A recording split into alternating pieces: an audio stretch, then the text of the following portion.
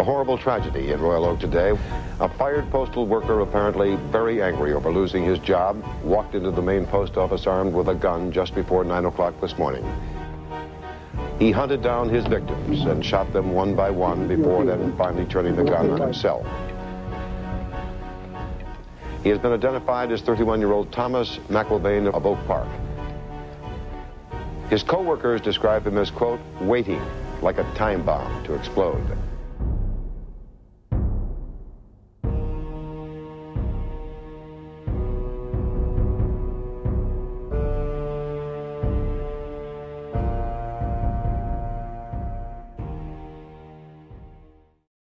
I started in the post office in May of 1967. I was 16 years old, I was in high school, and President Johnson came through with the Youth Opportunity Program. I became a union steward, union officer. I got into the 204B program, which is a management training program. I was a branch manager of Franklin, Michigan. In 1983, I was promoted to the postmaster's position, a level 21 job, plus I was given the responsibility for the Royal Oak City delivery operations. In May of '88, I was promoted permanently to that position. I'm in a group that's less than 1% of the managers in the Postal Service. My goal was to be Postmaster General. All that ended with the mass murder by Tom McIlvaine. The devil has a name. I have nothing. I don't even have a job or a title. The vigilante mode had kicked in. Now there was a different issue added to the murder. The issue of autocratic management. How can they say mail was being delivered late or not at all? It wasn't. It wasn't. It just shows you the type of campaign orchestrated against me. When they investigated the shooting and they came in, the Postal Service asked me if I read Mein Kampf out on the workroom floor, if I killed my mother. Everybody was afraid to be around me. My own wife told me last week that she wouldn't want to be in the same post office with me. I feel betrayed by an organization that I've devoted my entire life to. My job was everything to me. I never had a chance, or never gave myself a chance, to do a lot of things in life. The tragedy with Tom McIlvaine started before he even got to the post office. And 5 innocent people died. There's people that worked in that building that will remember that the rest of their life.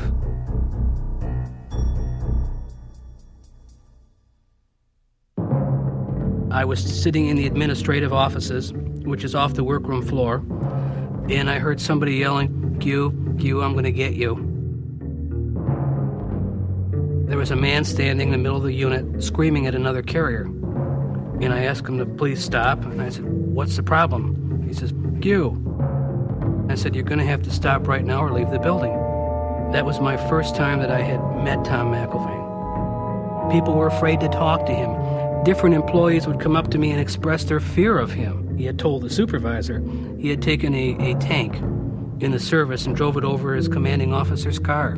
That turned out to be true. A call came in with the city police calling to say a carrier had just assaulted a customer. And our first response was to go get the carrier off the street and bring him back to the office. It turned out to be Tom McIlvaine. We had a situation where one of our employees had allegedly struck a customer. We had violence. We had to do something about it. McIlvaine, when the postal inspectors called him and said they were coming over his house, threatened the postal inspectors. It takes a lot to get fired in the post office. And the employees have access to the grievance procedure all the way. Tom kept going one step further, one step further, one step further. There was no corrective approach on his part. We're telling him, there's no reason for you to be out this late. There's no reason for you not to deliver mail. There's no reason for you to bring mail back. And his union steward is saying, well, you're picking on him. He wanted a cart to do his route, and it was snowing. He was pushing a cart through the snow to deliver mail. Didn't make no sense. When someone's not doing their route, they're spending as much time as they can doing nothing, well, you got to find out why. We didn't just jump into discipline and start saying, hey, he's a bad employee, we're going to get rid of him. I asked McIlvaine to come in through his supervisor and bring his steward with him. And I started the meeting by saying, "Tom, you're going to get fired."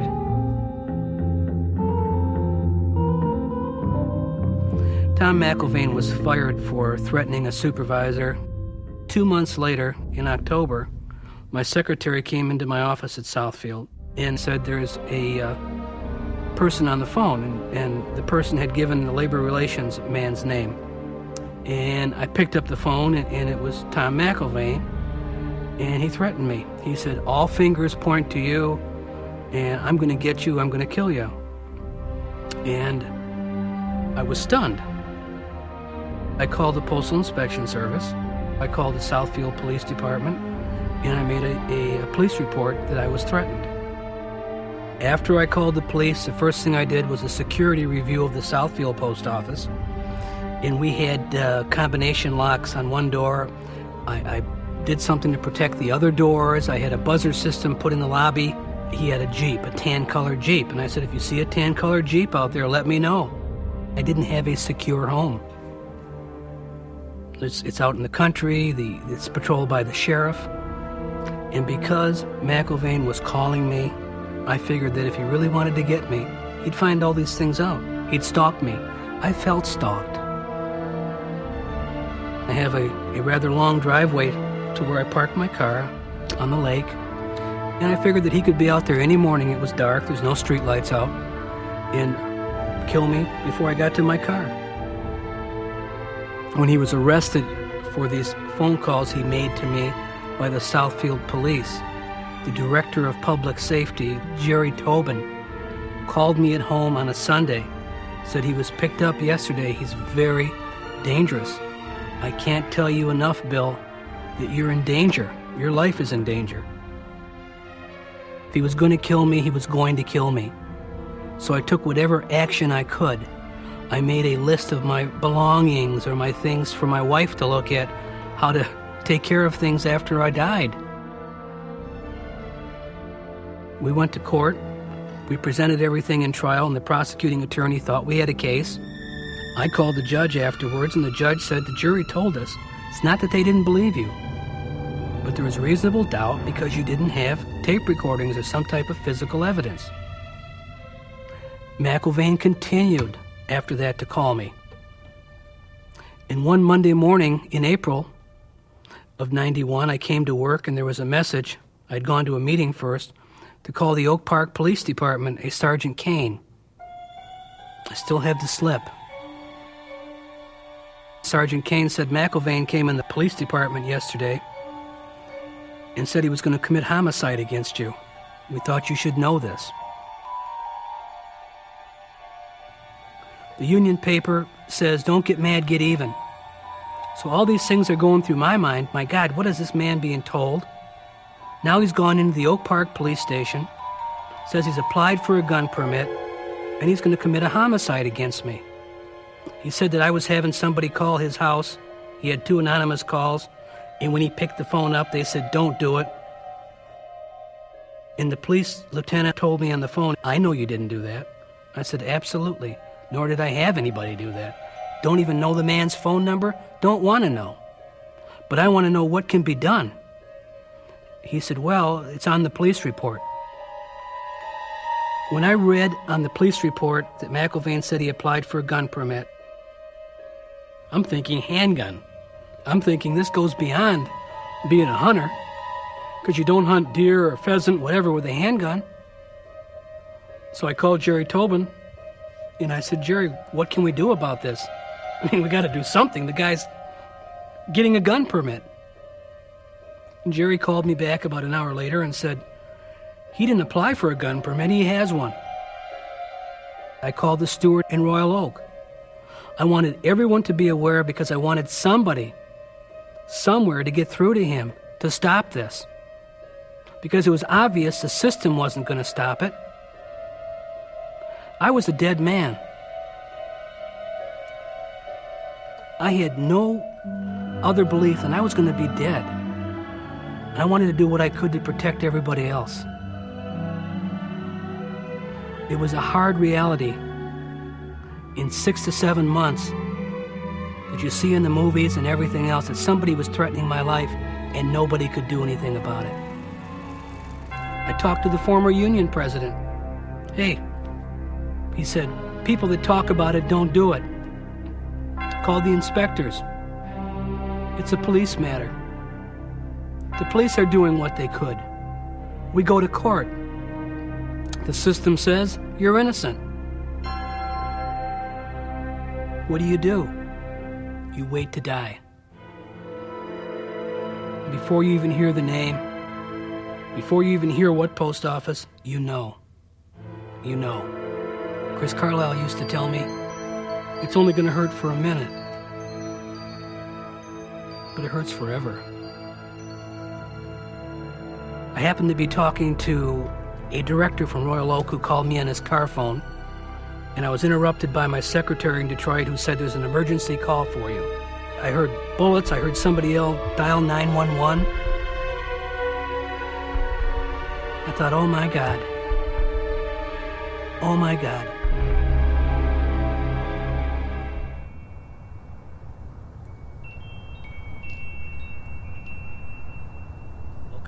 I used to stop in church every morning.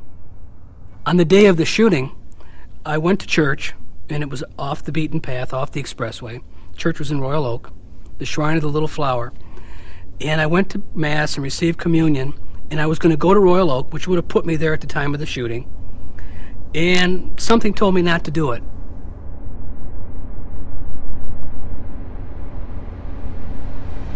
The mayhem that erupted after Thomas McIlvaine apparently took revenge today was not only predicted, but possibly could have been prevented. McIlvaine entered the west dock door at approximately 9:45, 9:47 a.m. He immediately went to Chris Carlisle's office. He warned them that something tragic like this was going to happen. If he was fired, he would come back and start to shoot and start to kill. He shot Chris Carlisle in the head and face and neck, dead. He had a sawed-off rifle concealed under a raincoat. Then he shot an acting supervisor and a supervisor who died. He then went to the next delivery unit where he shot a fellow carrier. He then went into the personnel office where several people were injured, including Keith Suzuki, who was shot dead, murdered. People that were hiding under cases, hiding under desks. He reloaded his gun, went up towards Mr. Priscilla's office, jiggled the door, couldn't get in, it was locked. Priscilla was in his office having a meeting when the shooting spree started, and his office was always locked when he was in it. That's just the way it was. Mr. Priscilla was one of the people that called 911. They always play that on the radio.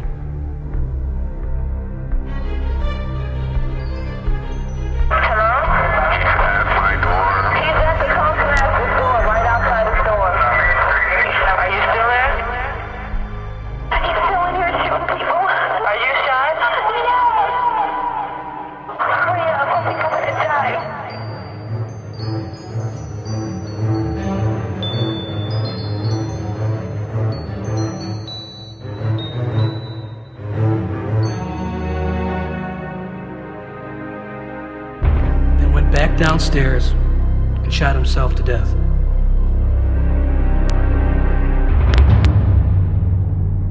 He certainly gave warnings that he would do something.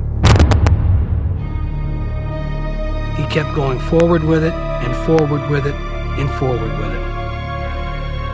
I tried to do something. I tried to get him help through the court system, but I failed. I did the best that I could, and it wasn't enough.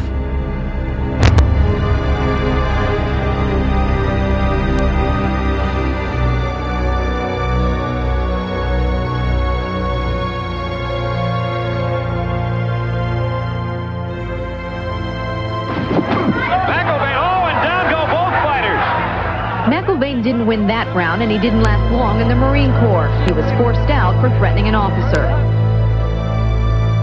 McIlvaine's temper cost him a job at the Royal Oak Post Office as well. He was fired last year, but friends say he believed he'd win his arbitration case, for his future was at stake. Federal investigators will now begin sifting through the clues Thomas McIlvaine might have left behind. They'll begin piecing together the portrait of a man who some say was pushed to his limit and fought back with violence. Within 45 minutes of the tragedy, the news media was already calling me in Detroit, wanting statements. I was told before the day was up that I was not to make statements and I was not to talk to the press by the Postal Service. During the next couple of days, a lot of information started being unfolded or released by the different organizations with a negative impact on myself, Dan Priscilla, Chris Carlisle, and some of the other managers. And this basically set the tone for the scapegoating and what was going to happen. The union started to picket, started to write letters, started to generate news stories. They made it into a union labor management issue, and it wasn't. It was a very obvious, emotionally disturbed individual who needed help. After the shooting, one of the union people was saying that I was out to get Tom McIlvaine, Chris Carlisle was out to get Tom McIlvaine. That's not true. We had to deal with Tom McIlvaine. Effective managers were targets, and I was the number one. People were mad I took overtime away. I tried to run an efficient operation. I made every budget and every goal I ever had. You're paramilitary. You're autocratic. It's not bad to want someone to do a job. When you're an achiever, you're the odd man out. For years, they've used me as a hatchet man, as a person who went into assignments considered undesirable or nobody else wanted. And I always got positive results. The post office wanted me as a scapegoat. They didn't know how to shut it down. Ultimately, everything I did that I was requested to do and required to do was used against me.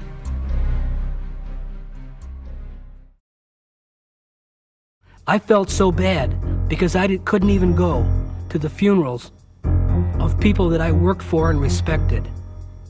That I couldn't go up to a wife, a husband, a mother, and a father and tell them how sorry I was that their son or daughter was murdered. The union started showing me in their magazine or their paper on the cover wearing swastikas, being compared to a Nazi, wearing armbands that said NP for non-productive. That's what it came down to after 25 years, 26 years, is political expediency. So they put me in a job that I wasn't even qualified for, a job that I wasn't permitted to do because I couldn't sign anything or certify it. So from August until I left work in December for 4 months, I was under house arrest. I was in a beautifully renovated old post office in Birmingham, probably worth all kind of money if it was sold for the Postal Service. Given a mahogany desk, a mahogany bookcase, leather couch, but nothing to do. Now I had been judged and sentenced, with no trial, with no charges, with no justice.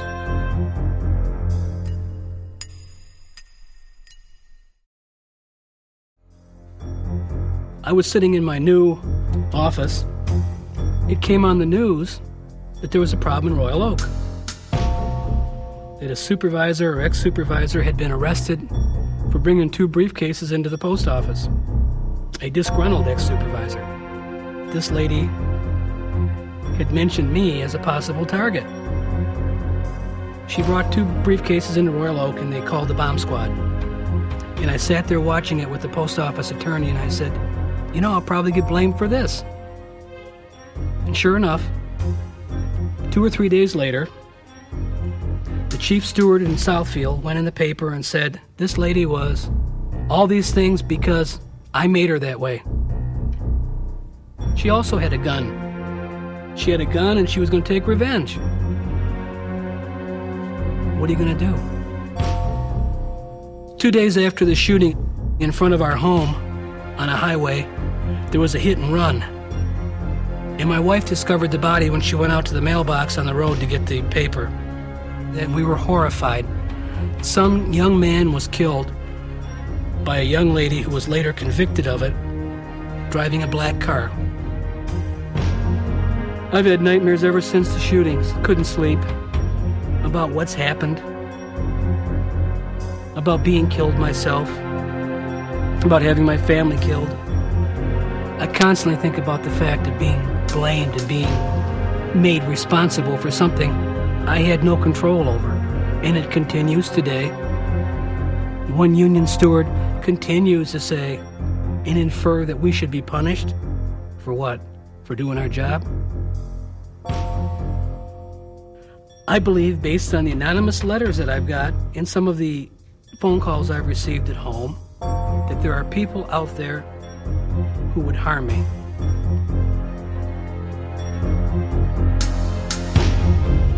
The devil has a name.